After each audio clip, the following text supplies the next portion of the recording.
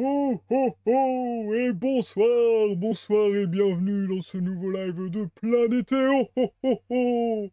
Je suis Théo et je vous accueille ce soir sur ma planète pour une toute nouvelle lecture. Et oui, ce soir live de lecture et si on lisait Un chant de Noël de Charles Dickens. Oh oh oh.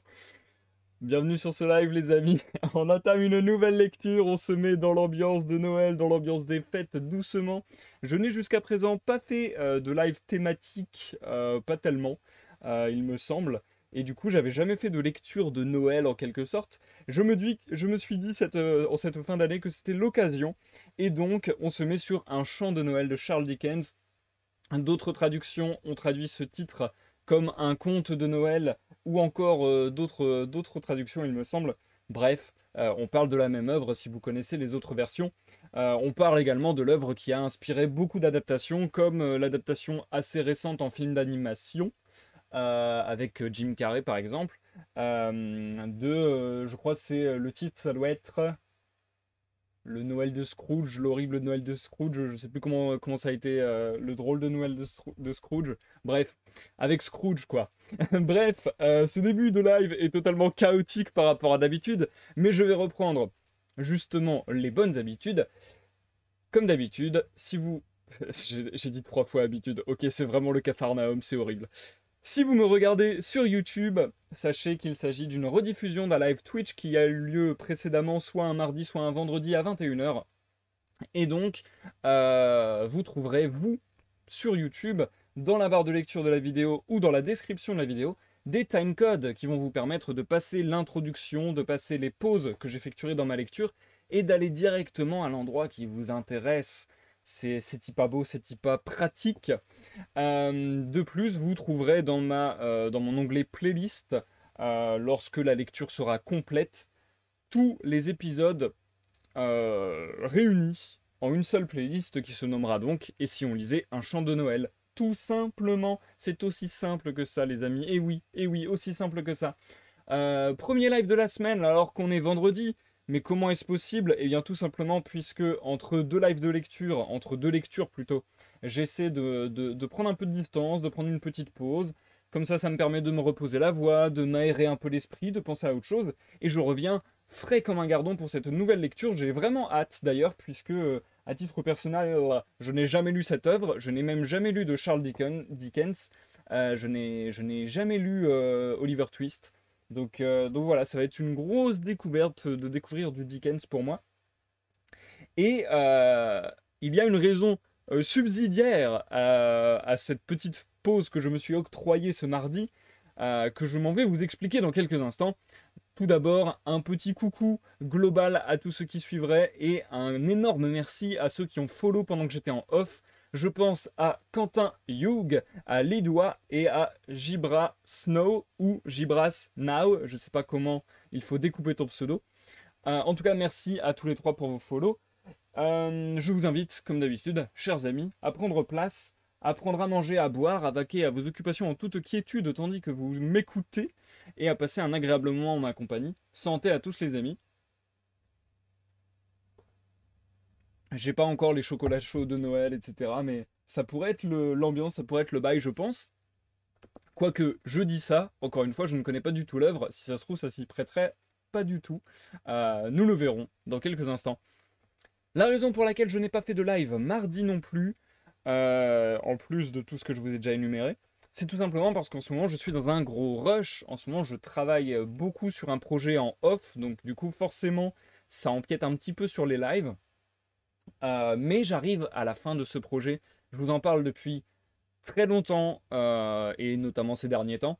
Mais ça y est, je pense arriver au bout. La publication de mon livre devrait être en effet valable, réussie dans les temps impartis, à savoir avant fin novembre. Enfin, disons avant décembre, quoi. Là, grosso modo, pour vous dire, en vrai, j'ai envie de dire que toutes les plus grosses étapes sont passées. J'ai terminé tout le contenu, toute la mise en page. J'ai terminé la couverture. J'ai terminé encore d'autres petites choses que je garde secrètes, mais qui se découvriront en même temps que la sortie officielle sur Amazon. Et donc, j'ai utilisé Amazon Kindle Publishing pour auto-éditer en quelque sorte ce livre, Triptyque, que vous avez déjà pu découvrir en grosse partie sur Wattpad ou dans mes lectures même précédentes, puisque j'ai fait la lecture de certains de mes poèmes en live. Et donc, tout ça, ça arrive, un bouquin de 144 pages. Je vais certainement, dans les jours, semaines à venir, beaucoup vous en parler, voire faire du contenu exclusif à cela. Que ce soit sur les réseaux sociaux, que ce soit en live. Je pense faire un live dédié à ça aussi. Enfin bon, bref. En tout cas, je vais beaucoup vous en parler. Je vais vous casser les oreilles, je vais vous rabâcher. Mais ça me tient énormément à cœur et je commence enfin à ressentir ce sentiment de satisfaction et de soulagement de fin de projet. C'est pas quelque chose que j'ai souvent parce que c'est rare que je sois satisfait d'un projet. Mais là, j'ai vraiment l'impression d'avoir été au bout de ce que je pouvais donner, d'avoir été au bout de ce que je pouvais faire.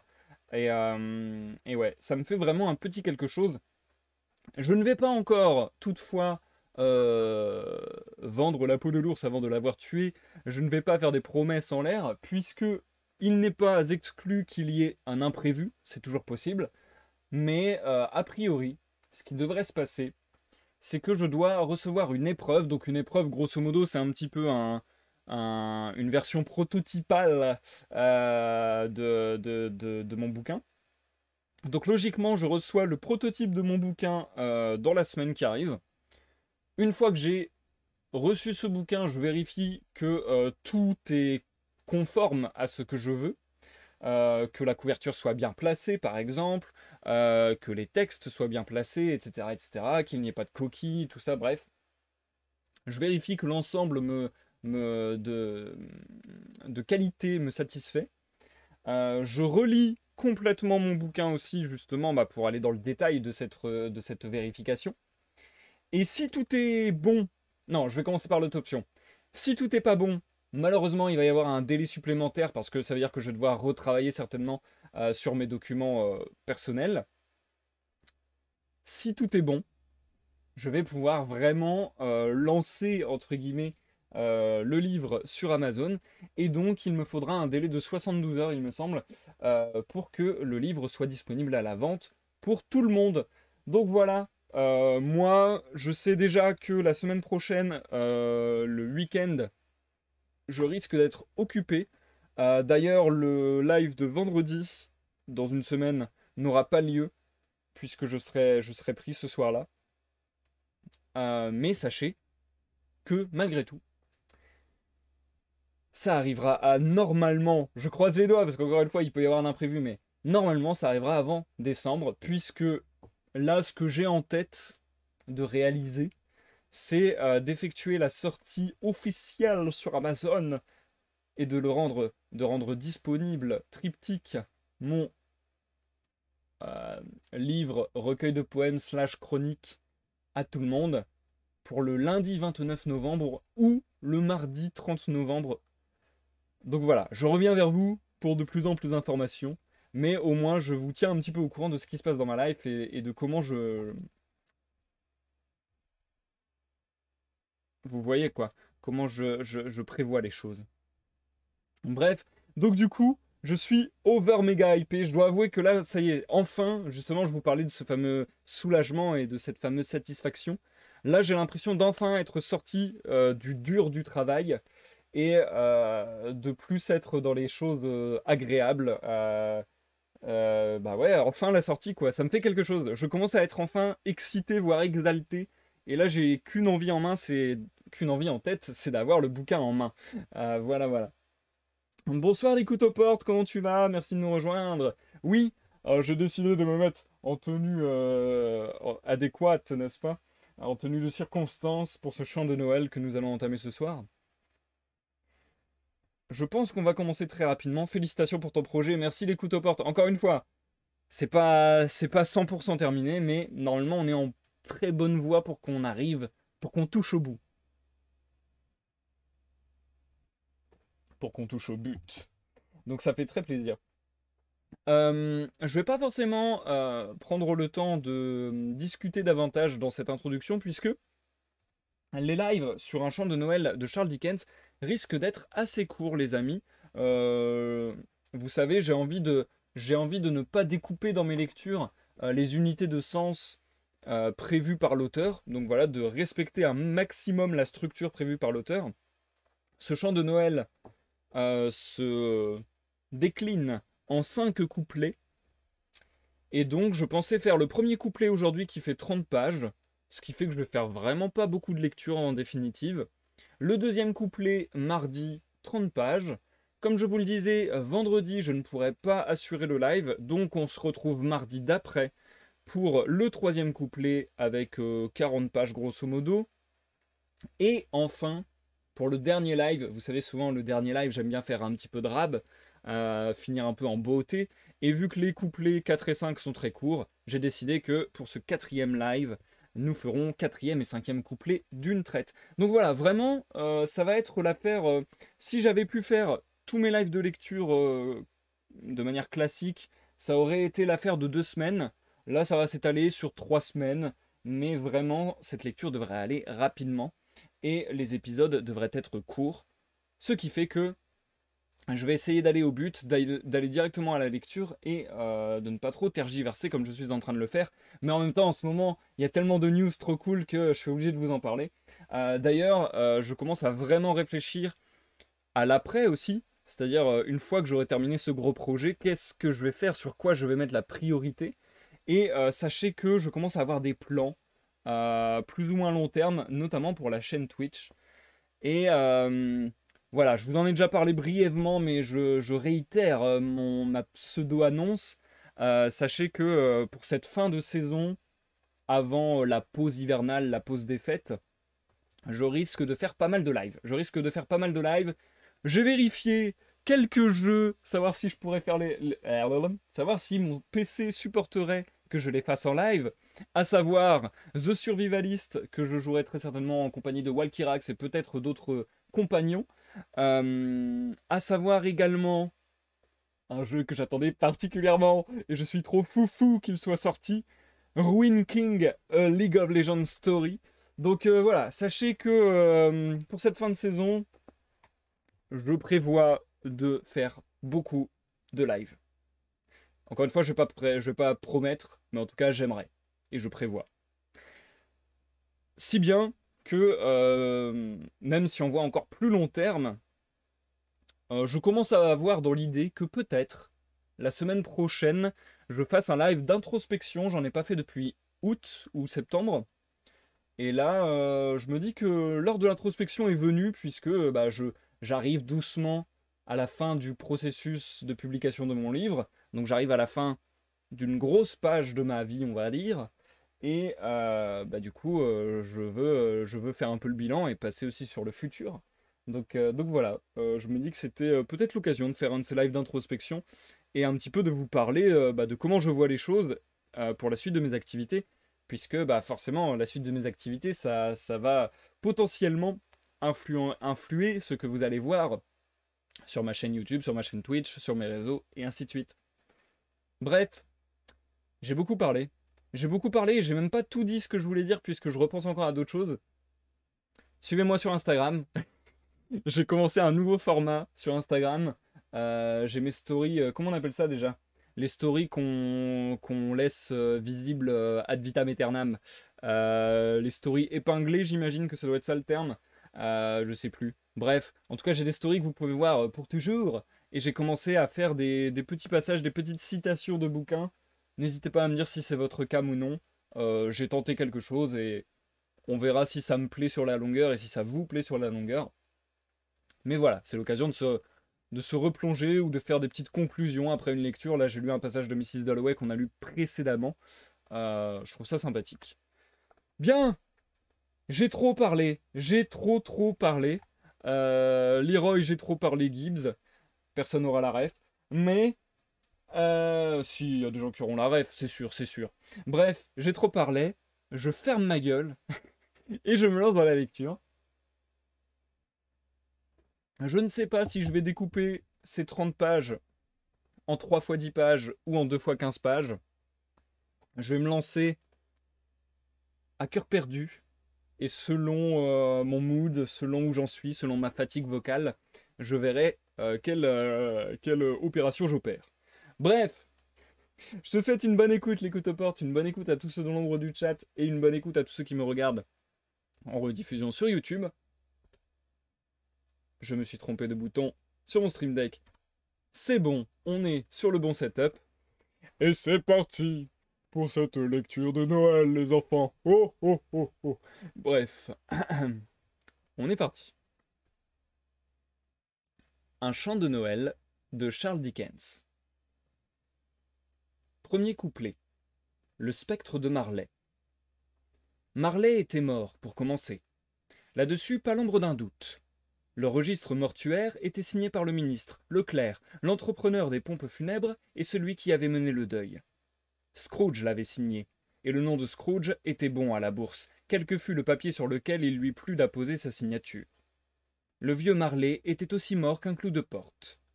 Attention, je ne veux pas dire que je sache par moi-même ce qu'il y a de particulièrement mort dans un clou de porte.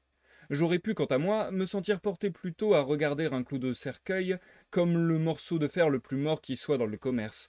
Mais la sagesse de nos ancêtres éclate dans les similitudes, et mes mains profanes n'iront pas toucher l'arche sainte. Autrement, le pays est perdu. Vous me permettrez donc de répéter avec énergie que Marley était aussi mort qu'un clou de porte. Scrooge savait-il qu'il fût mort? Sans contredit. Comment aurait-il pu en être autrement? Scrooge et lui étaient associés depuis je ne sais combien d'années. Scrooge était son seul exécuteur testamentaire, le seul administrateur de son bien, son seul ayant cause, son seul légataire universel, son unique ami, le seul qui eût suivi son convoi. Quoique, à dire vrai, il ne fut pas si terriblement bouleversé par ce triste événement qu'il ne se montrât un habile homme d'affaires le jour même des funérailles, et qu'il ne l'eût solennisé par un marché des plus avantageux. La mention des funérailles de Marley me ramène à mon point de départ. Il n'y a pas de doute que Marley était mort. Ceci doit être parfaitement compris, autrement l'histoire que je vais raconter ne pourrait rien avoir de merveilleux. Si nous n'étions bien convaincus que le père de Hamlet est mort, avant que la pièce commence, il n'y aurait rien de plus remarquable à le voir rôder la nuit, par un vent d'est, sur les remparts de sa ville, qu'à voir tout autre monsieur d'un âge mûr se promener mal à propos au milieu des ténèbres, dans un lieu rafraîchi par la brise, comme serait par exemple le cimetière de Saint-Paul, simplement pour frapper d'étonnement l'esprit faible de son fils. Scrooge n'effaça jamais le nom du vieux Marley. Il était encore inscrit, plusieurs années après, au-dessus de la porte du magasin, Scrooge et Marley. La maison de commerce était connue sous la raison Scrooge et Marley. Quelquefois, des gens peu au courant des affaires l'appelaient Scrooge Scrooge, quelquefois Marley tout court, mais il répondait également à l'un et à l'autre nom. Pour lui, c'était tout un. Oh, il tenait bien le poing fermé sur la meule, le bonhomme Scrooge. Le vieux pêcheur était un avare qui savait saisir fortement, arracher, tordre, pressurer, gratter, ne point lâcher surtout. Dur et tranchant comme une pierre à fusil dont jamais l'acier n'a fait jaillir une étincelle généreuse, secret, renfermé en lui-même et solitaire comme une huître. Le froid qui était au-dedans de lui gelait son vieux visage, pinçait son nez pointu, ridait sa joue, rendait sa démarche roide et ses yeux rouges, bleuissait ses lèvres minces et se manifestait au dehors par le son aigre de sa voix. Une gelée blanche recouvrait constamment sa tête, ses sourcils et son menton fin et nerveux. Il portait toujours et partout avec lui sa température au-dessous de zéro. Il glaçait son bureau aux jours caniculaires et ne le dégelait pas d'un degré à Noël. La chaleur et le froid extérieurs avaient peu d'influence sur Scrooge. Les ardeurs de l'été ne pouvaient le réchauffer, et l'hiver le plus rigoureux ne parvenait pas à le refroidir. Aucun souffle de vent n'était plus âpre que lui. Jamais neige en tombant n'alla plus droite à son but, jamais pluie battante ne fut plus inexorable. Le mauvais temps ne savait pas où trouver prise sur lui. Les plus fortes averses, la neige, la grêle, les giboulées, ne pouvaient se vanter d'avoir sur lui qu'un avantage. Elles tombaient souvent avec profusion. Scrooge ne connut jamais ce mot. Personne ne l'arrêta jamais dans la rue pour lui dire d'un air satisfait « Mon cher Scrooge, comment vous portez-vous? Quand viendrez-vous me voir ?» Aucun mendiant n'implorait de lui le plus léger secours, aucun enfant ne lui demandait l'heure. On ne vit jamais personne, soit homme, soit femme, prier Scrooge une seule fois dans toute sa vie de lui indiquer le chemin de tel ou tel endroit. Les chiens d'aveugles eux-mêmes semblaient le connaître, et quand ils le voyaient venir, ils entraînaient leur maître sous les portes cochères et dans les ruelles, puis remuaient la queue comme pour dire « Mon pauvre maître aveugle, mieux vaut pas d'œil du tout qu'un mauvais œil. » Mais qu'importait à Scrooge? C'était là précisément ce qu'il voulait. Se faire un chemin solitaire le long des grands chemins de la vie fréquentés par la foule, en avertissant les passants par un écriteau qu'ils eussent à se tenir à distance. C'était pour Scrooge du vrai nan-nan, comme disent les petits gourmands. Un jour, le meilleur de tous les bons jours de l'année, la veille de Noël, le vieux Scrooge était assis, fort occupé, dans son comptoir. Il faisait un froid vif et perçant, le temps était brumeux. Scrooge pouvait entendre les gens aller et venir dehors dans la ruelle, soufflant dans leurs doigts, respirant avec bruit, se frappant la poitrine avec les mains et tapant des pieds sur le trottoir pour les réchauffer. 3 heures seulement venaient de sonner aux horloges de la cité, et cependant il était déjà presque nuit.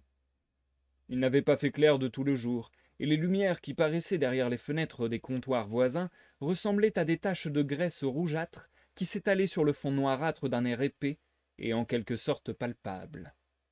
Le brouillard pénétrait dans l'intérieur des maisons par toutes les fentes et les trous de serrure.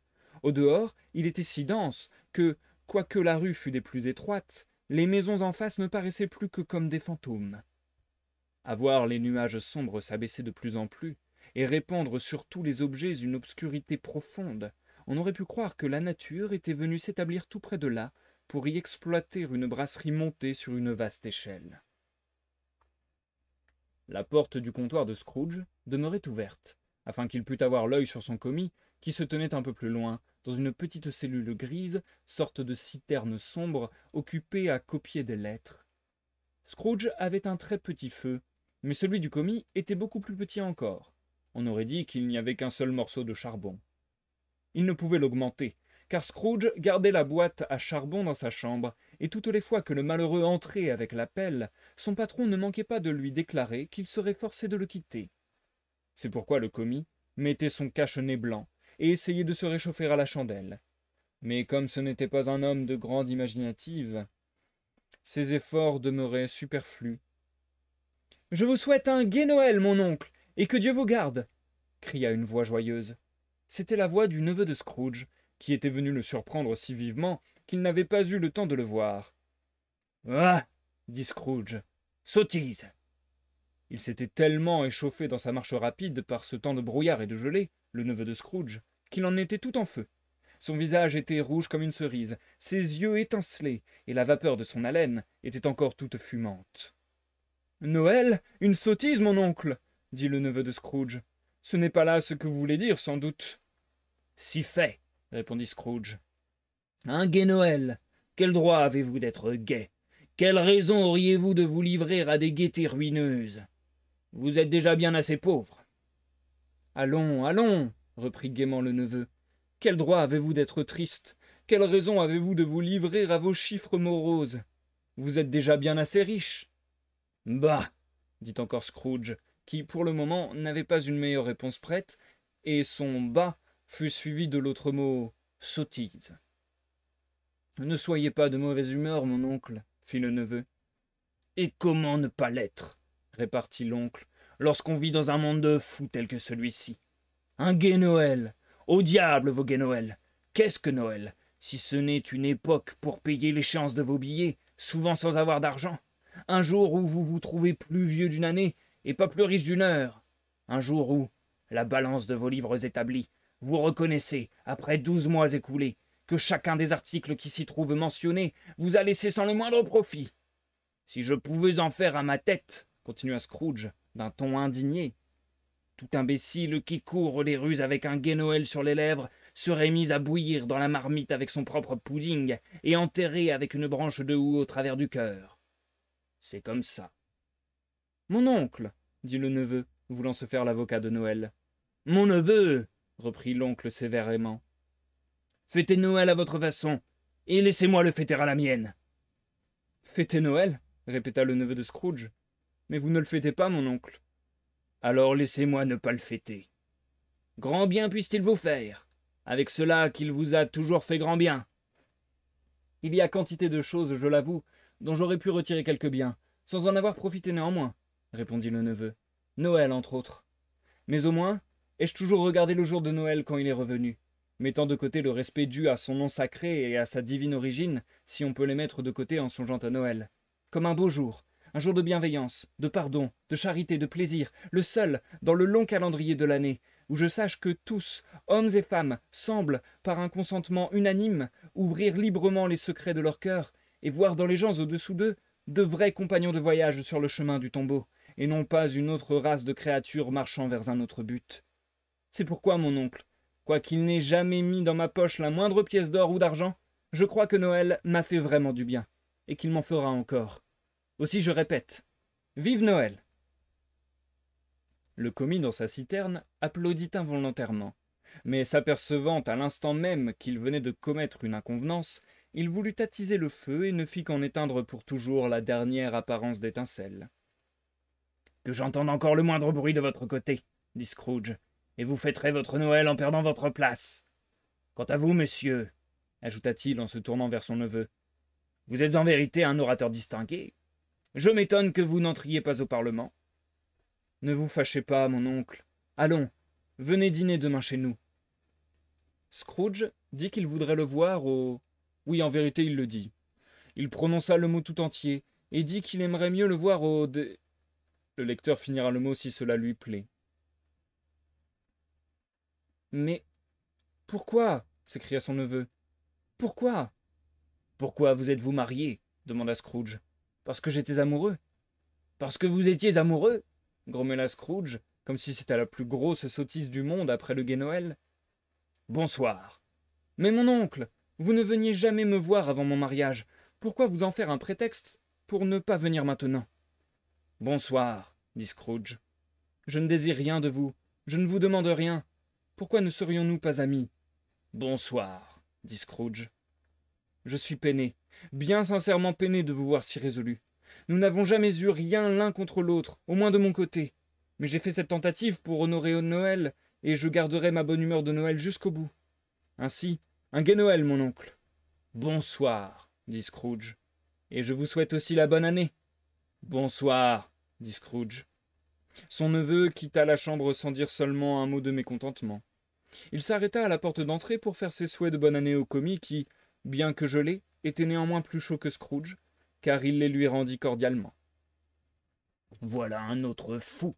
murmura Scrooge, qui l'entendit de sa place. « Mon commis avec 15 shillings par semaine, une femme et des enfants parlant d'un gai Noël.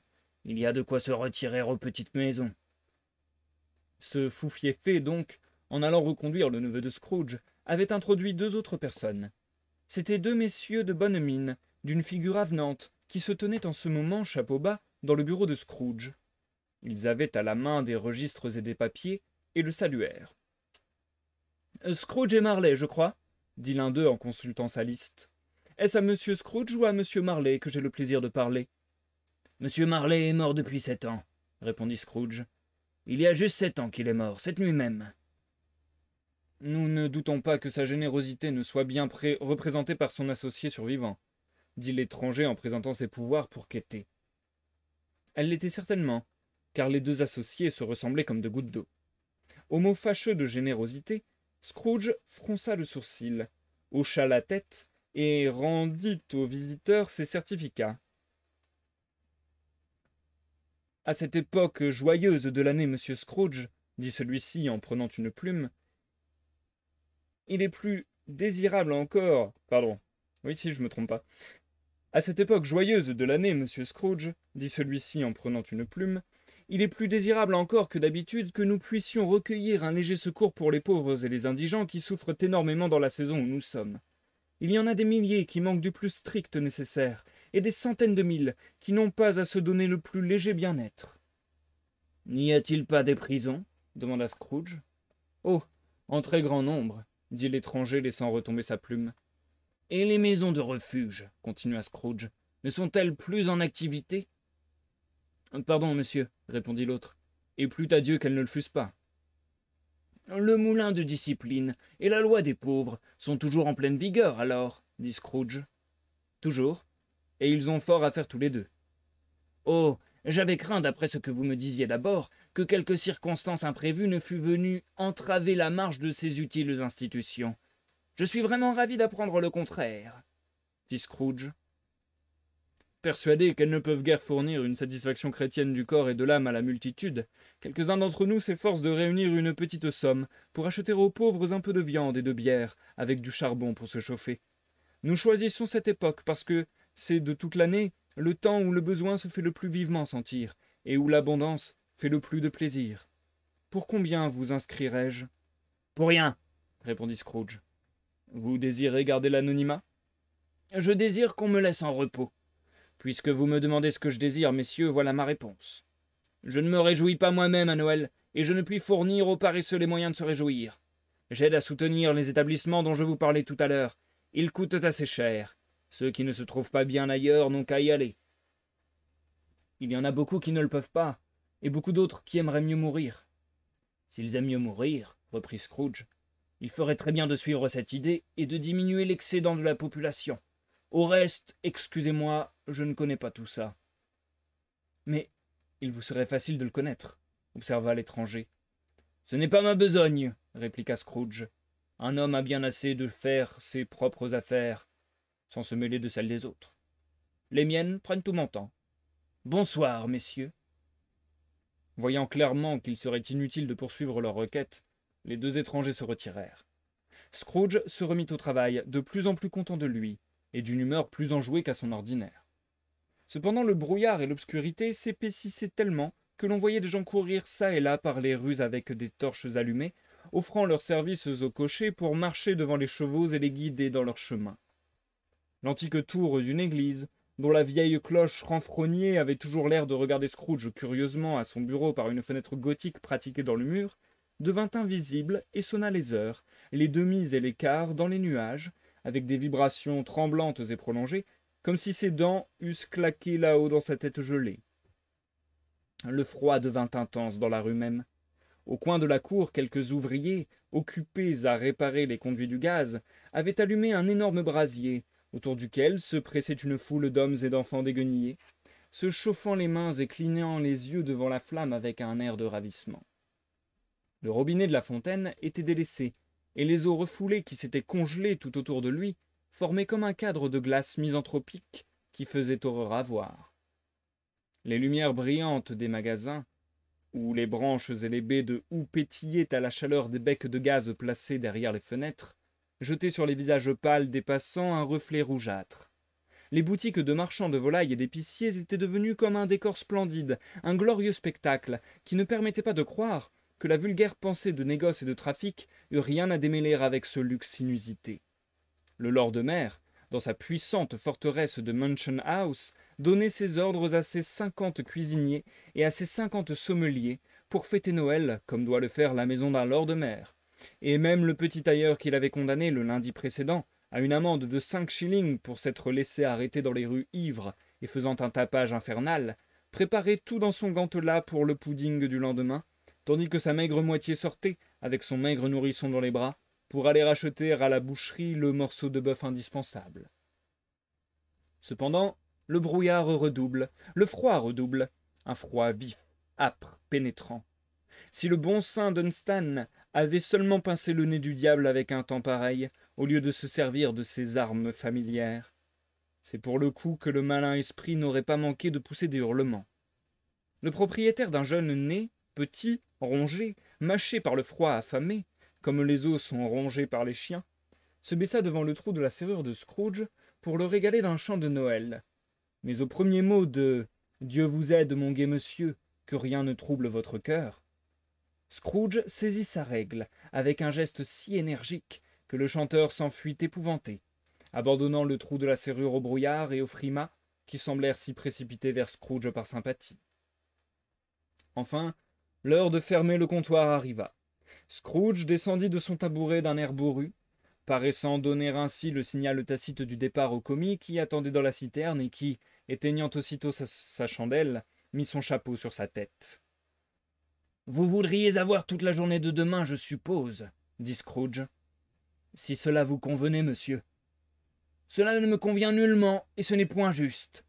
Si je vous retenais une demi-couronne pour ce jour-là, vous vous croiriez lésé, j'en suis sûr. » Le commis sourit légèrement.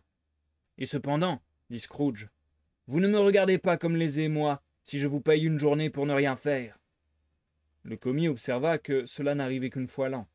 « Pauvre excuse pour mettre la main dans la poche d'un homme tous les 25 décembre, dit Scrooge en boutonnant sa redingote jusqu'au menton. Mais je suppose qu'il vous faut la journée tout entière. Tâchez au moins de m'en dédommager en venant de bonne heure après-demain matin. » Le commis le promit, et Scrooge sortit en grommelant.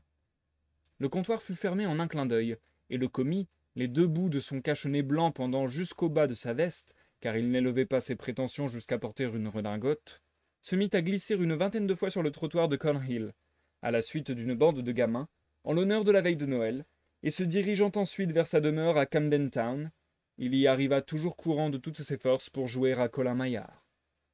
Scrooge prit son triste dîner dans la triste taverne où il mangeait d'ordinaire. Ayant lu tous les journaux et charmé le reste de la soirée en parcourant son livre de comptes, il alla chez lui pour se coucher. Il habitait un appartement occupé autrefois par feu son associé. C'était une enfilade de chambres obscures qui faisait partie d'un vieux bâtiment sombre, situé à l'extrémité d'une ruelle où il avait si peu de raison d'être qu'on ne pouvait s'empêcher de croire qu'il était venu se blottir là, un jour que dans sa jeunesse, il jouait à cache-cache avec d'autres maisons et ne s'était plus ensuite souvenu de son chemin. Il était alors assez vieux et assez triste, car personne n'y habitait, excepté Scrooge, tous les autres appartements étant loués pour servir de comptoirs ou de bureaux. La cour était si obscure que Scrooge lui-même, quoiqu'il en connût parfaitement chaque pavé, fut obligé de tâtonner avec les mains. Le brouillard et les frimas enveloppaient tellement la vieille porte sombre de la maison qu'il semblait que le génie de l'hiver se tînt assis sur le seuil, absorbé dans ses tristes méditations. Le fait est qu'il n'y avait absolument rien de particulier dans le marteau de la porte, sinon qu'il était trop gros. Le fait est encore que Scrooge l'avait vu soir et matin chaque jour depuis qu'il demeurait en ce lieu. Qu'en outre Scrooge possédait aussi peu de ce qu'on appelle imagination qu'aucun habitant de la cité de Londres, y compris même, je crains d'être un peu téméraire, la corporation, les alderman et les notables. Il faut bien aussi se mettre dans l'esprit que Scrooge n'avait pas pensé une seule fois à Marley depuis qu'il avait, cet après-midi même, fait mention de la mort de son ancien associé, laquelle remontait à 7 ans. Qu'on m'explique alors, si on le peut, comment il se fit que Scrooge, au moment où il mit la clé dans la serrure, vit dans le marteau, sans avoir prononcé de paroles magiques pour le transformer, non plus un marteau, mais la figure de Marley. Oui, vraiment, la figure de Marley. Ce n'était pas une ombre impénétrable comme les autres objets de la cour. Elle paraissait au contraire entourée d'une lueur sinistre, semblable à un homard avarié dans une cave obscure. Son expression n'avait rien qui rappelât la colère ou la férocité, mais elle regardait Scrooge comme Marley avait coutume de le faire, avec des lunettes de spectre relevées sur son front de revenant. La chevelure était curieusement soulevée, comme par un souffle ou une vapeur chaude, et, quoique les yeux fussent tout grands ouverts, il demeurait parfaitement immobile. Cette circonstance, et sa couleur livide, la rendaient horrible. Mais l'horreur qu'éprouvait Scrooge, à sa vue, ne semblait pas du fait de la figure. Elle venait plutôt de lui-même, et ne tenait pas à l'expression de la physionomie du défunt. Lorsqu'il eut considéré fixement ce phénomène, il n'y trouva plus qu'un marteau. Dire qu'il ne tressaillit pas, ou que son sang ne ressentit point une impression terrible à laquelle il avait été étranger depuis son enfance, serait un mensonge. Mais il mit la main sur la clé qu'il avait lâchée d'abord, la tourna brusquement, entra et alluma sa chandelle. Et je vais m'arrêter là pour la première partie de lecture de ce soir, les amis. Nous marquons une courte pause. Courte pause, comme d'habitude. Voilà, j'ai des notifications Discord et ça me trigger l'esprit. Donc il faut que je les fasse disparaître, sinon je vais continuer à être complètement déconcentré. Mais du coup, trop cool, je trouve, un chant de Noël de Charles Dickens jusqu'à présent. En vrai, je sais pas pourquoi, je sais que certaines personnes adorent Noël, certaines personnes détestent Noël. Moi, j'ai toujours plutôt bien aimé. Et je sais pas pourquoi, en vieillissant, je chope de plus en plus cette hype de Noël. à vraiment kiffer juste toute la période complète. Et c'est vrai que je suis un peu plus dans l'idée du neveu de Scrooge, du coup. Je suis un peu plus dans ce délire-là de se dire, c'est trop cool d'avoir une période où tout le monde est sympa avec tout le monde, où il y a un peu de magie et de féerie, entre guillemets, autour de nous. Alors après, je comprends aussi que ça peut être complètement saoulant. Je comprends aussi qu'on puisse se dire que c'est totalement fake. Moi-même, je me dis ça parfois, hein. Mais voilà, je pense à de nombreuses chansons de Noël. Par exemple, l'an passé sur Discord, je vous avais partagé plein de chansons de Noël que j'écoute. Et dans plein de chansons de Noël que j'écoute, on se moque un petit peu de Noël. Je pense notamment à I Won't Be Home for Christmas de Blink-182, où les paroles disent ça y est, c'est encore la période de Noël, ça va être encore le moment d'être sympa avec les gens que je peux pas blairer toute l'année, et ainsi de suite. Donc voilà, je comprends qu'on puisse voir ça un peu comme quelque chose de factice, etc. De la même manière que la fête de la Saint-Valentin, on se dit ouais, c'est commercial, etc., etc. Malgré tout, je suis un peu dans la position du neveu de Scrooge, je pense, sans tomber dans l'excès, je pense, de vouloir tout fêter et d'être à fond les ballons et que ça en devienne peut-être un petit peu too much, entre guillemets. Je trouve que c'est cool, même si c'est factice, même si on sait tous que c'est factice, parce que voilà, on a arbitrairement, entre guillemets, bon, il y a des raisons antédiluviennes, et voilà, mais bref, vous comprenez ce que je veux dire. Entre guillemets, on a choisi de dire que tel ou tel jour c'est la fête. Donc voilà, c'est un petit peu, ça semble un petit peu arbitraire, ça semble un petit peu illogique, entre guillemets.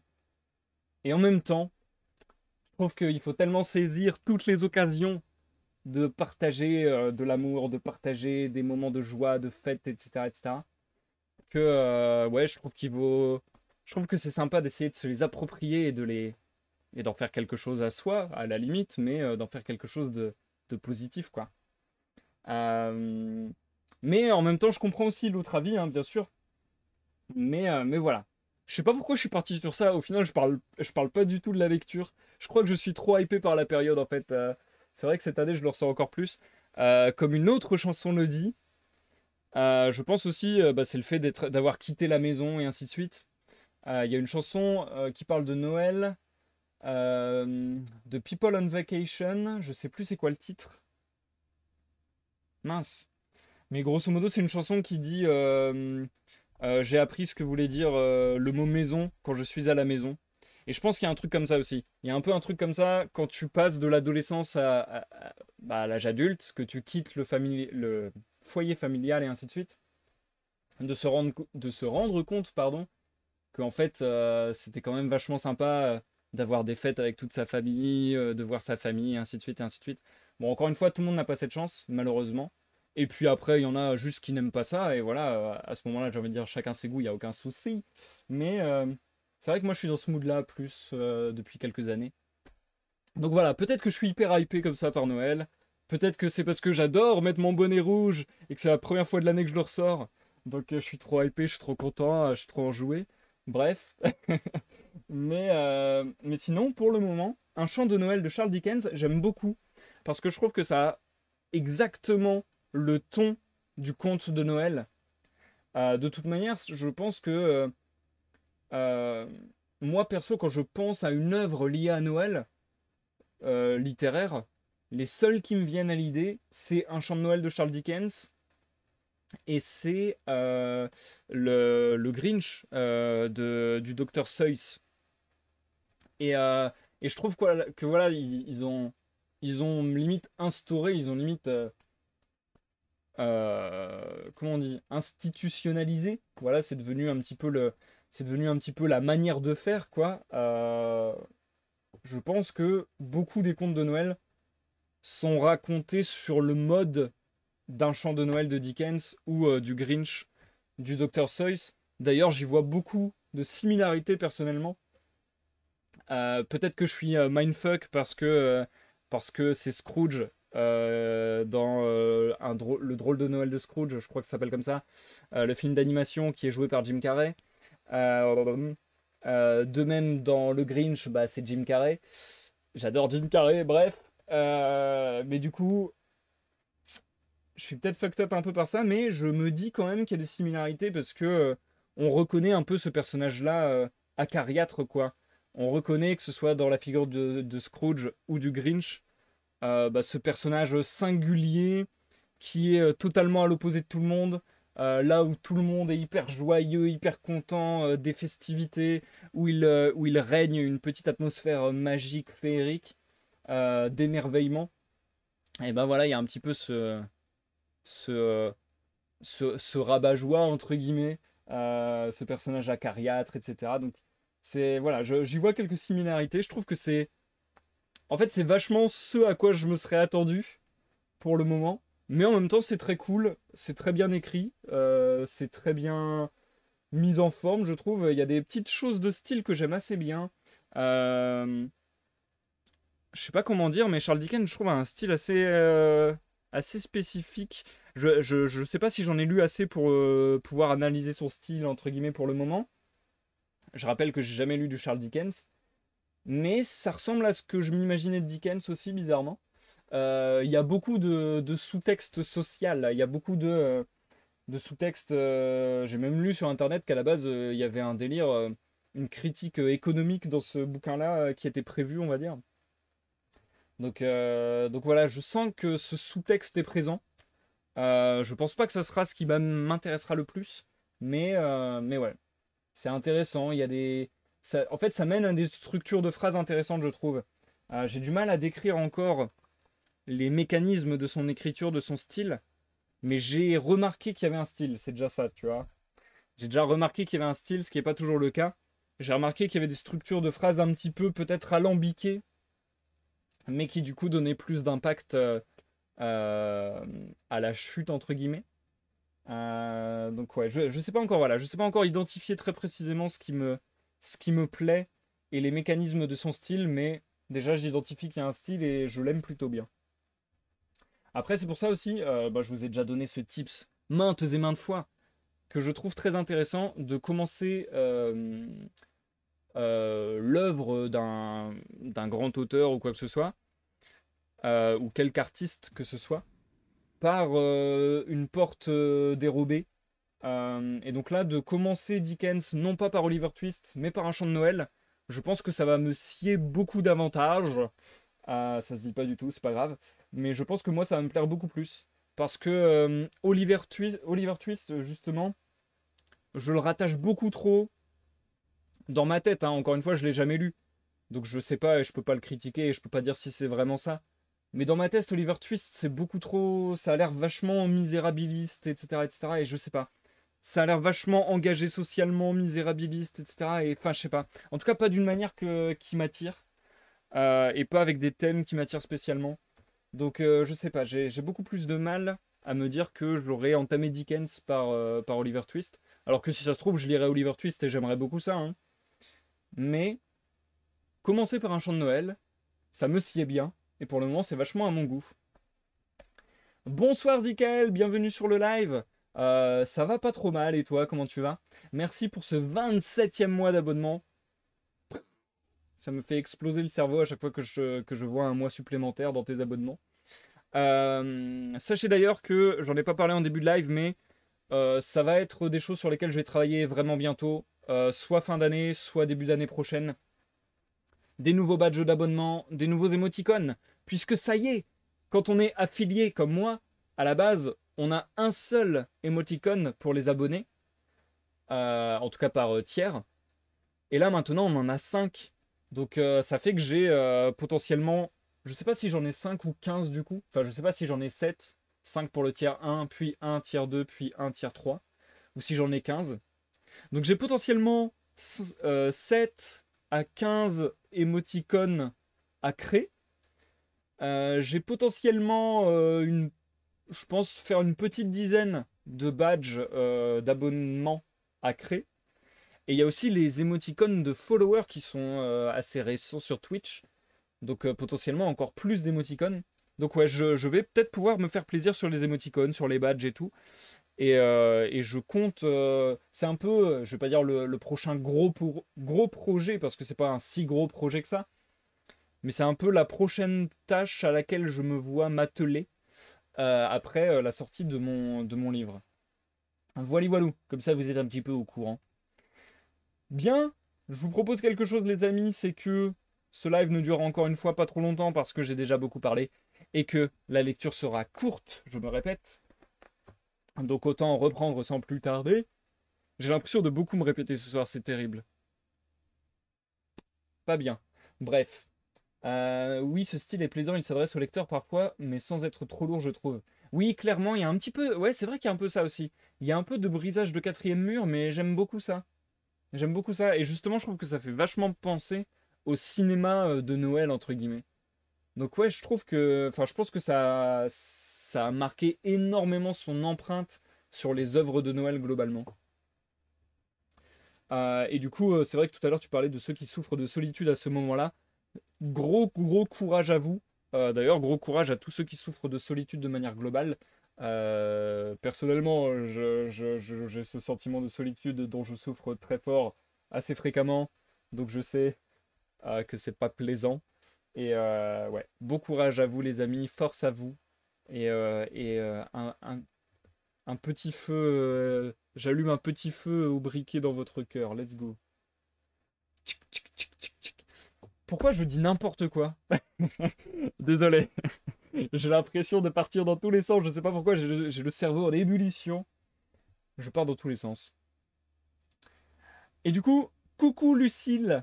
Lucille! Coucou Lucille, bienvenue sur le live. Comment tu vas? Comment t'es tombé sur mon live? Dis donc. Parce que t'as l'air de savoir comment ça fonctionne. Est-ce que tu nous viens des rediffusions sur YouTube? En tout cas, bienvenue. Et on en est à la pause, on n'est pas encore à l'outro. Je vais reprendre sans plus tarder. Je vais reprendre sans plus tarder avec la suite de ce premier couplet. Nous nous sommes laissés il y a quelques minutes au moment où Scrooge avait eu la sensation de voir Marley dans le marteau de sa porte et donc avait ouvert sa porte justement, était entré. Alors attendez, je dis exactement. Il a mis la main sur la clé, il la tourna, il entra et alluma sa chandelle. Donc voilà, on s'était laissé là, il alluma sa chandelle. Et du coup, quand je dirais il, vous savez que je parle du personnage de Scrooge. Allez, on est reparti.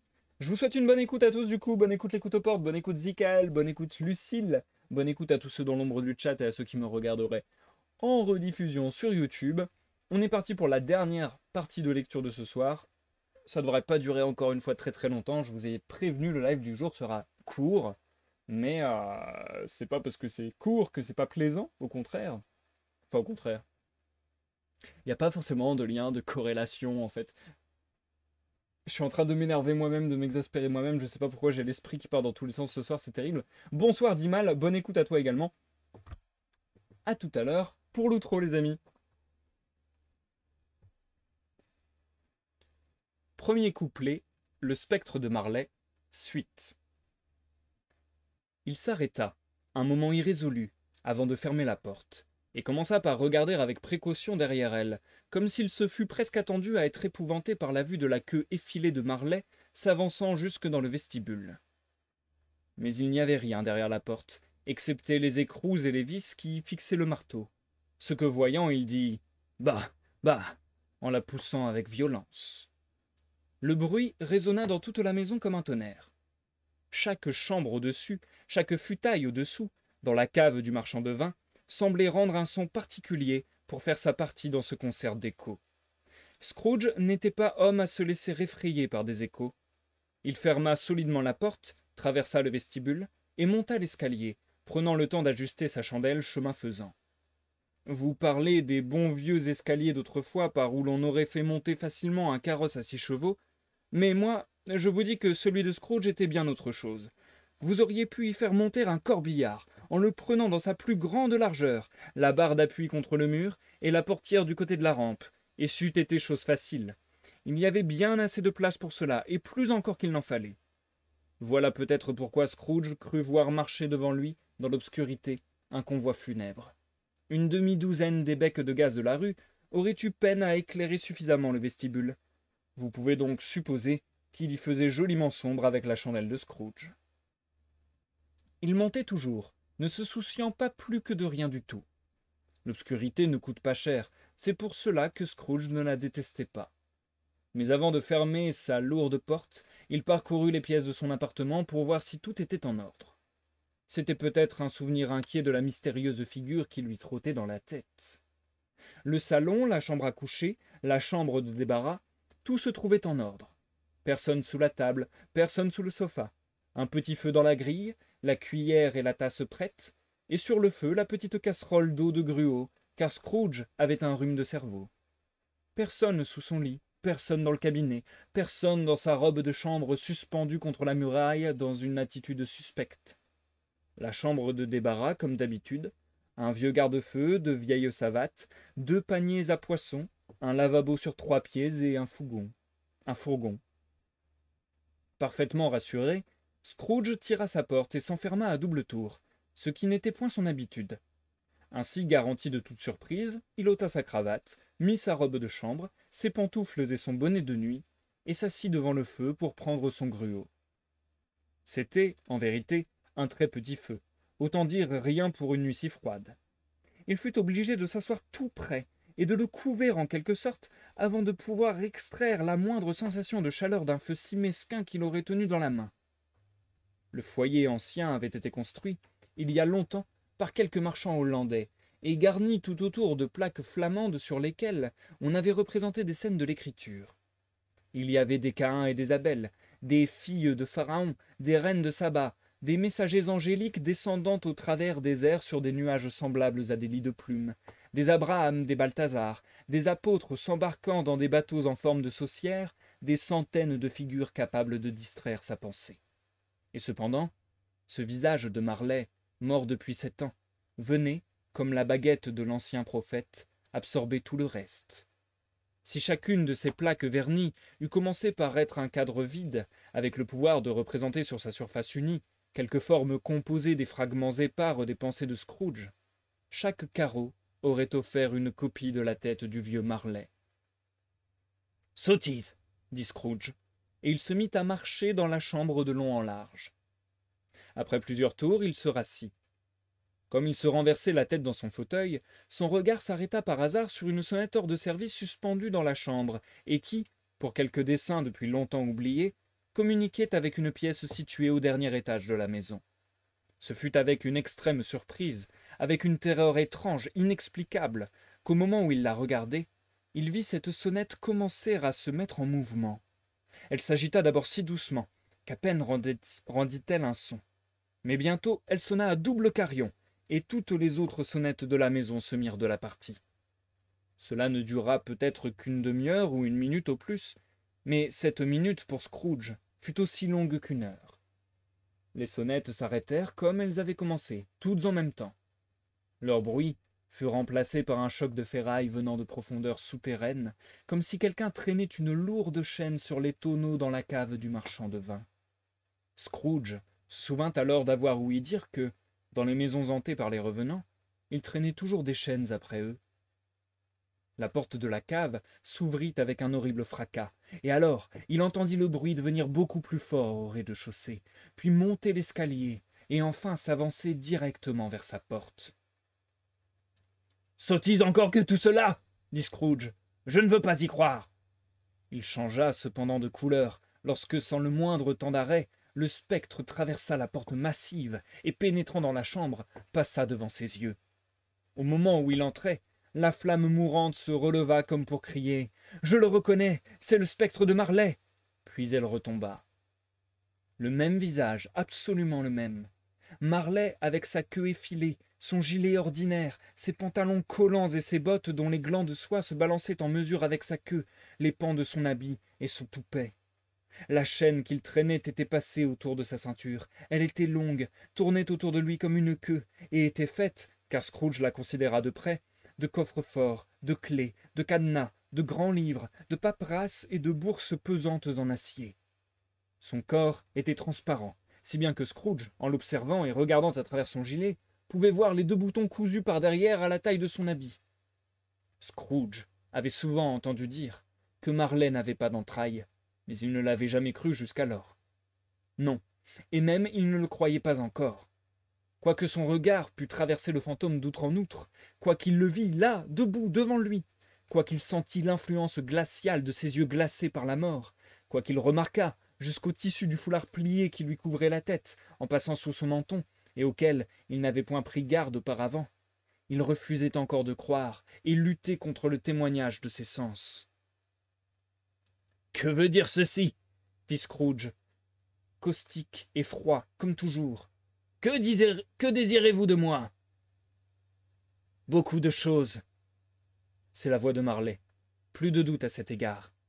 « Qui êtes-vous » ? « Demandez-moi qui j'étais. »« Qui étiez-vous alors ?» dit Scrooge, élevant la voix. « Vous êtes bien puriste, pour une ombre. »« De mon vivant, j'étais votre associé, Jacob Marley. »« Pouvez-vous vous asseoir ?» demanda Scrooge en le regardant d'un air de doute. « Je le puis. »« Alors faites-le. » Scrooge fit cette question parce qu'il ne savait pas si un spectre aussi transparent pourrait se trouver dans la condition voulue pour prendre un siège, et il sentait que, si par hasard la chose était impossible, il le réduirait à la nécessité d'une explication embarrassante.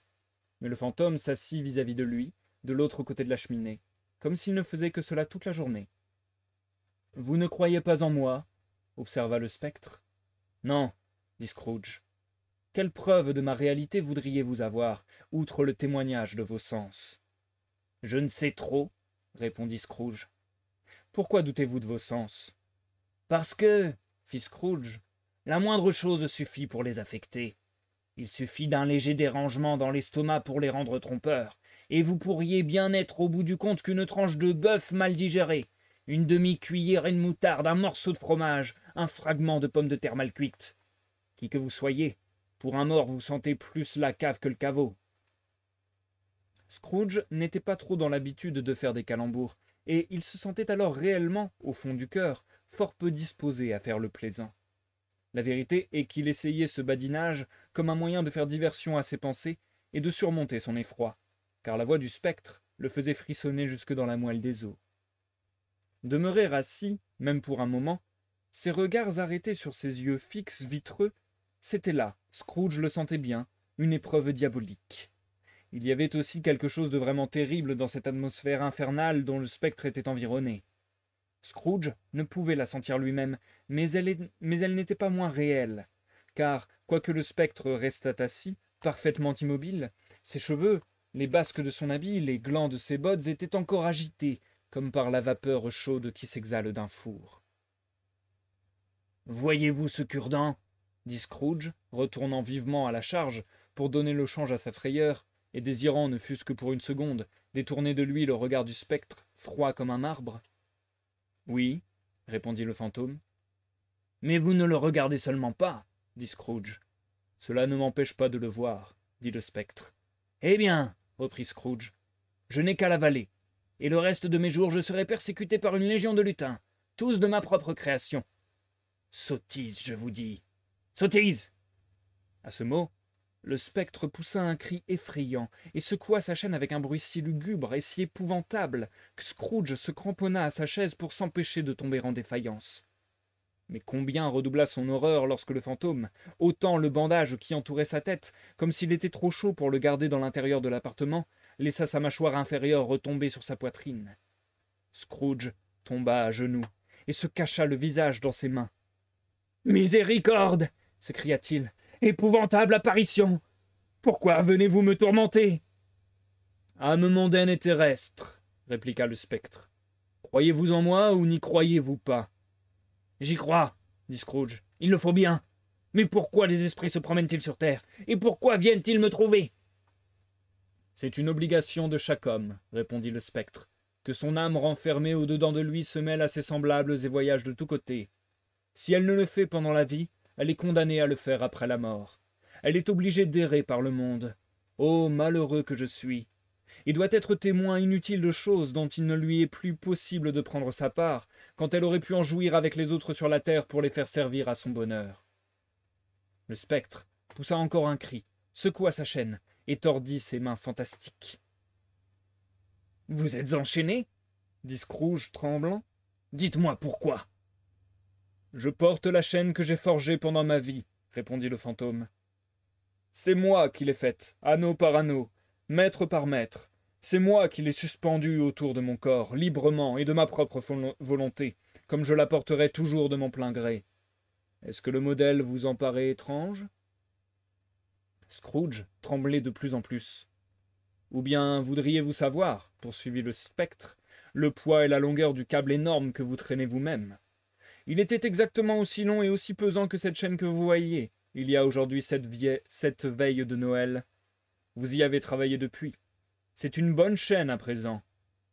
Scrooge regarda autour de lui sur le plancher, s'attendant à se trouver lui-même entouré de quelque 50 ou 60 brasses de câbles de fer.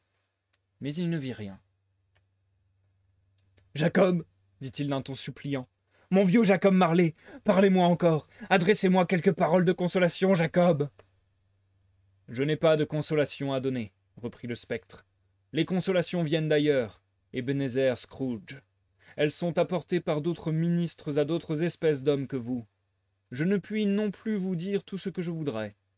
Je n'ai plus que très peu de temps à ma disposition. Je ne puis me reposer, je ne puis m'arrêter, je ne puis séjourner nulle part. Mon esprit ne s'écarta jamais guère au-delà de notre comptoir. Vous savez, pendant ma vie, mon esprit ne dépassa jamais les étroites limites de notre bureau de change. Et voilà pourquoi maintenant, il me reste à faire tant de pénibles voyages.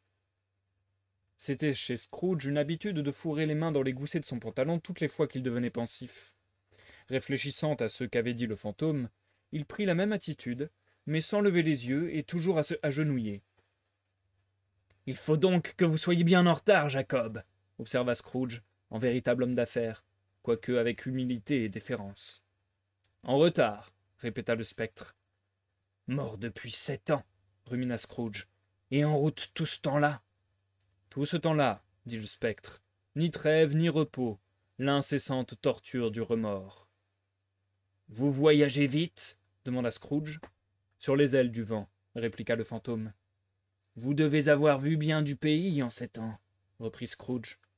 Le spectre, entendant ces paroles, poussa un 3e cri et produisit avec sa chaîne un cliquetis si horrible dans le morne silence de la nuit que le guet aurait eu toutes les raisons du monde de le traduire en justice pour cause de tapage nocturne. « Ô captif enchaîné chargé de fer !» s'écria-t-il, pour avoir oublié que chaque homme doit s'associer pour sa part au grand travail de l'humanité, prescrit par l'être suprême, et en perpétuer le progrès, car cette terre doit passer dans l'éternité avant que le bien dont elle est susceptible soit entièrement développé. Pour avoir oublié que l'immensité de nos regrets ne pourra pas compenser les occasions manquées dans notre vie. Et cependant, c'est ce que j'ai fait. Oh oui, malheureusement, c'est ce que j'ai fait. Cependant, vous fûtes toujours un homme exact, habile en affaires, Jacob, balbutia Scrooge, qui commençait en ce moment à faire un retour sur lui-même.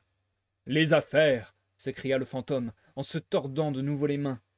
C'est l'humanité qui était mon affaire. C'est le bien général qui était mon affaire. C'est la charité, la miséricorde, la tolérance et la bienveillance. C'est tout cela qui était mon affaire. Les opérations de mon commerce n'étaient qu'une goutte d'eau dans le vaste océan de mes affaires. Il releva sa chaîne de toute la longueur de son bras, comme pour montrer la cause de tous ces stériles regrets, et la rejeta lourdement à terre.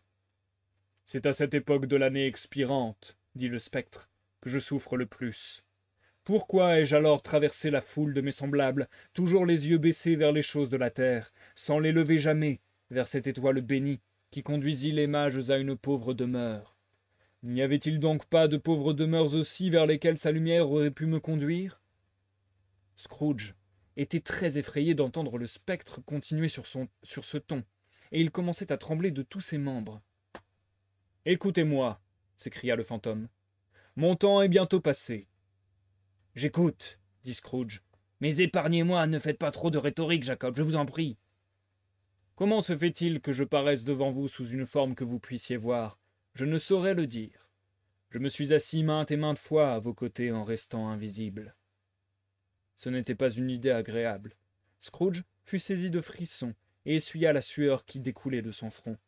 « Et ce n'est pas mon moindre supplice, » continua le spectre. « Je suis ici ce soir pour vous avertir qu'il vous reste encore une chance et un espoir d'échapper à ma destinée. Une chance et un espoir que vous tiendrez de moi, Ebenezer. » Vous fûtes toujours pour moi un bon ami, dit Scrooge. Merci. Vous allez être hanté par 3 esprits, ajouta le spectre. La figure de Scrooge devint en un moment aussi pâle que celle du fantôme lui-même. Est-ce là cette chance et cet espoir dont vous me parliez, Jacob demanda-t-il d'une voix défaillante. Oui. Je crois que j'aimerais mieux qu'il n'en fût rien, dit Scrooge. Sans leur visite, reprit le spectre, vous ne pouvez espérer d'éviter mon sort. Attendez-vous à recevoir le premier demain, quand l'horloge sonnera 1 heure. Ne pourrais-je pas les prendre tous à la fois pour en finir, Jacob insinua Scrooge. Attendez le second à la même heure la nuit d'après, et le 3e la nuit suivante, quand le dernier coup de minuit aura cessé de vibrer. Ne comptez pas me revoir, mais dans votre propre intérêt, ayez soin de vous rappeler ce qui vient de se passer entre nous. Après avoir ainsi parlé, le spectre prit sa mentonnière sur la table et l'attacha autour de sa tête comme auparavant. Scrooge le comprit au bruit sec que firent ses dents lorsque les 2 mâchoires furent réunies l'une à l'autre par le bandage. Alors, il se hasarda à lever les yeux et aperçut son visiteur surnaturel, debout devant lui, portant sa chaîne roulée autour de son bras. L'apparition s'éloigna en marchant à reculons. À chaque pas qu'elle faisait, la fenêtre se soulevait un peu, de sorte que, quand le spectre l'eut atteinte, elle était toute grande ouverte. Il fit signe à Scrooge d'approcher, celui-ci obéit.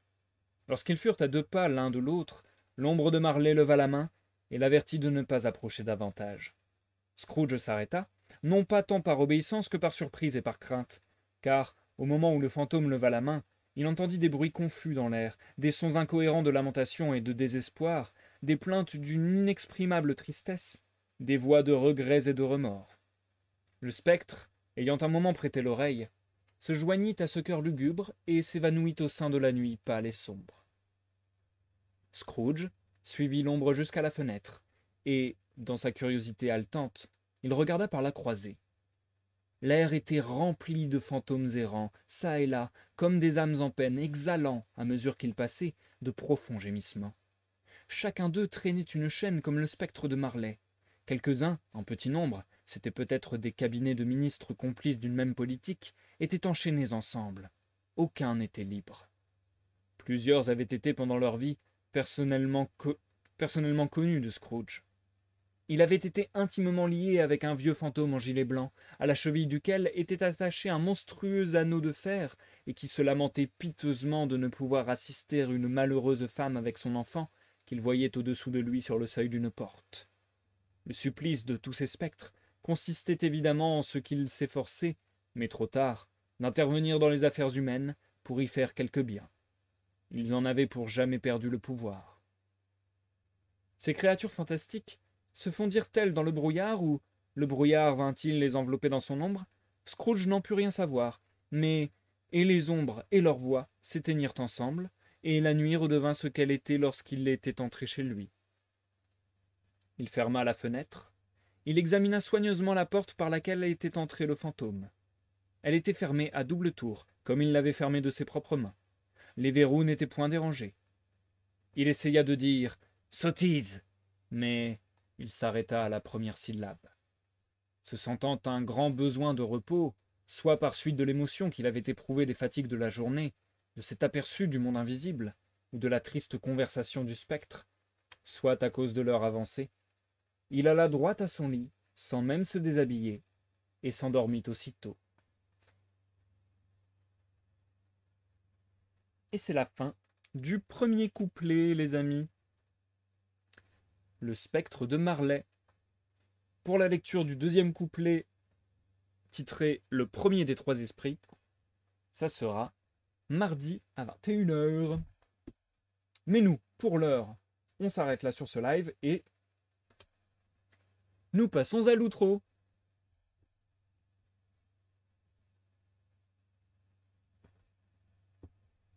J'espère que ça vous a plu, les amis. J'espère que ça aura été à votre goût. Personnellement, j'ai beaucoup kiffé. Je suis vraiment trop excité ce soir, je sais pas pourquoi, je sais pas ce qui m'arrive. Bon, en un sens, tant mieux, hein. En un sens, tant mieux, il vaut mieux être hypé, il vaut mieux être joyeux, j'imagine. Mais ouais, j'aime beaucoup. Euh, je trouve quand même que c'est vraiment pas simple.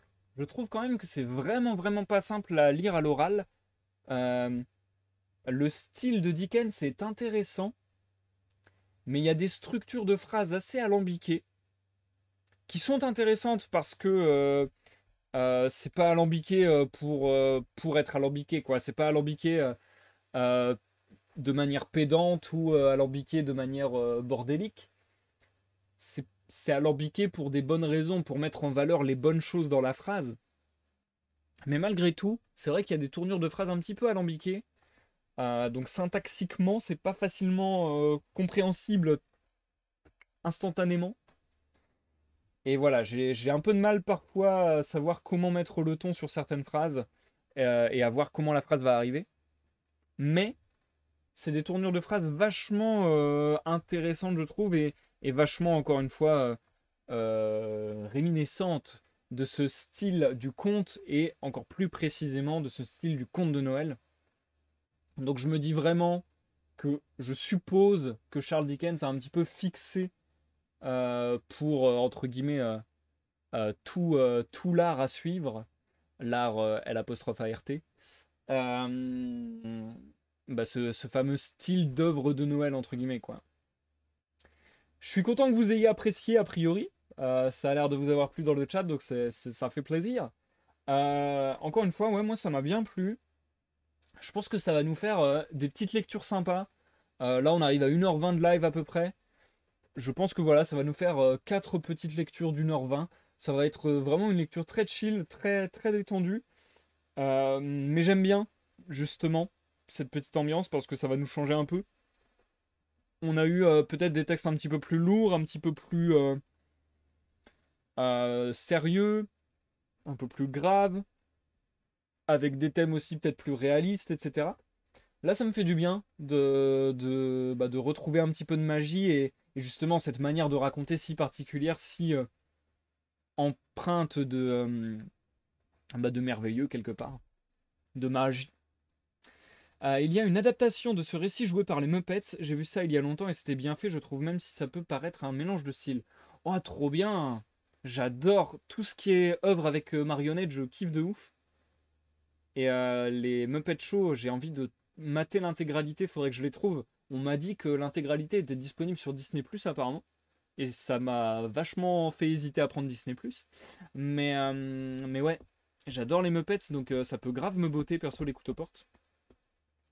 Apparemment, il y a eu beaucoup d'adaptations d'un conte de Noël ou d'un chant de Noël de Charles Dickens. Je n'en ai jamais vu. Même le drôle de Noël de Scrooge, je suis même pas sûr que ce soit ça le titre, je vous dis ça depuis tout à l'heure. Je vais revérifier. Je vais revérifier plutôt que dire de la merde. Hop. Donc, le drôle de Noël de Scrooge. Voilà, c'est ça. En anglais, c'est A Christmas Carol. J'ai pas l'accent. A Christmas Carol. Bref. Ah, ça commence à dater quand même. Ça date de 2009. 2009. Réalisé par Robert Zemeckis. Ok. Je pensais pas que c'était si vieux quand même. Mais du coup, voilà, j'ai jamais vu Ebenezer Scrooge, qui est interprété par Jim Carrey. Bon, après, c'est en image de synthèse en soi. Donc, c'est un film d'animation. Et, euh, et moi qui suis gros fan de Jim Carrey, bah, je pense que c'est l'un des seuls films avec Jim Carrey que j'ai pas vu, en vérité. Et j'ai déjà eu la curiosité parfois, mais je sais pas pourquoi, ça m'a jamais attiré. À chaque fois que j'ai regardé la bande-annonce, etc., ça m'a jamais trop attiré. Là, en lisant le début de Charles Dickens, ça me plaît bien. Et du coup, peut-être que j'irai mater l'adaptation faite par Robert Zemeckis à l'issue de cette lecture. Ça pourrait être sympa. D'ailleurs, j'ai toujours même pas. Enfin, ouais, je vous avais dit que je regarderais bien l'adaptation de La Guerre des Mondes après qu'on en ait fait la lecture ensemble. Je l'ai toujours pas fait. Donc, ouais, ça fait une petite liste d'adaptations comme ça qu'il serait intéressant que je visionne suite à nos lectures communes en live. Il y a peut-être des extraits sur YouTube. Ouais, peut-être, ouais, les couteaux portes. Certainement, même, je pense. Certainement. Bien. Sur ce, les amis, je pense que je vais m'arrêter ici pour ce soir. Encore une fois, je vais pas faire une outro trop longue alors que la lecture a été assez courte. On a chanté ensemble le premier couplet de ce chant de Noël. Oh, oh, oh, oh. Et le deuxième couplet, ça sera donc mardi à 21h. Pour ceux qui le désirent, on se retrouve dès dimanche de 21h à minuit minimum pour une veillée sur mon Discord. On va pouvoir jouer à des jeux de société, à des jeux par navigateur, à des jeux vidéo. On va pouvoir discuter, bref. Tutti quanti, plein de choses. Comme je le disais, encore une fois, je ne vais pas tout répéter parce que ça serait très long, mais il y a beaucoup de choses qui arrivent, il y a beaucoup de choses dans l'ombre qui se préparent. Je commence à être vraiment très hypé et je vais vous en parler certainement de manière beaucoup plus, précise et détaillée dans les jours, semaines à venir, sur mes réseaux, en vidéo, etc. Parce qu'il y a vraiment beaucoup de choses qui se font. On peut raid chez Oda la Joie, mais moi perso, je vais pas avoir le temps de rester parce que là, je vois que j'ai plein de messages et plein de gens qui m'invitent à jouer à des jeux vidéo, entre autres. Donc moi, je vais pas avoir l'occasion de rester chez Aude, mais pourquoi pas. En ce moment, elle fait la lecture de Frankenstein, il me semble. Alors, je sais même plus comment on fait. Hop. Je crois qu'elle a pas d'accent dans son pseudo, il me semble. Oui, voilà, j'ai raison.